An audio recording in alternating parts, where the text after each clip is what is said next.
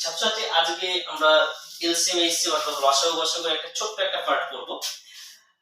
তো যাই হোক, প্রশ্ন লেখাই আছে অলরেডি, দুটি সংখ্যার লসাগু ও গসাগু যথাক্রমে 180 আর 12। মানে লসাগু আছে 180 আর গসাগু হচ্ছে 12।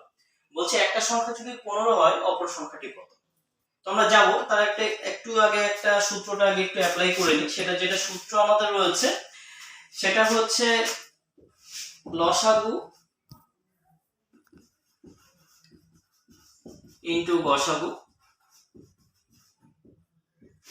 সমান সমান একটি সংখ্যা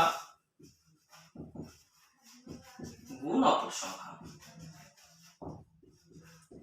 বা এটা একবারও আমরা লিখতে পারি দুটি সংখ্যার গুণফল, এটা আমরা লিখতে পারি।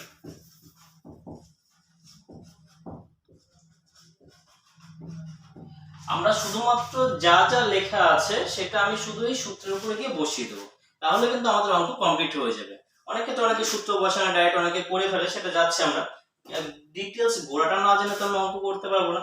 তো যাই হোক, আমরা আপাতত দুটি সংখ্যার গুণফলটা আমি রাখছি না, আমি শুধু জাস্ট এখানে অ্যাপ্লাইটা করছি। দেখো বলছে দুটি সংখ্যার লসাগু হচ্ছে আমার 180, তাহলে লসাগুর জায়গায় আমি 180 বসিয়ে দিচ্ছি, গুণ গসাগুর জায়গায় আমার কত আছে, গসাগু হচ্ছে 12, আমি 12 বসিয়ে দিয়েছি।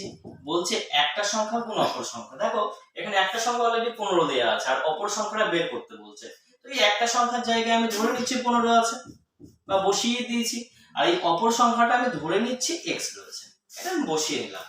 তো তোমরা ডাইরেক্ট কাটতে পারো, অনেক ক্ষেত্রে অনেকে নিচে বসিয়ে করতে পারো, যার যেটা সুবিধা হবে সেটা করবে। 15 দিয়ে 180 কে আমি কেটে দিলাম, এটা দাঁড়াচ্ছে 12, 12 × 12 144। তাহলে আমার অপর সংখ্যাটা বেরিয়ে যাচ্ছে আমার 144।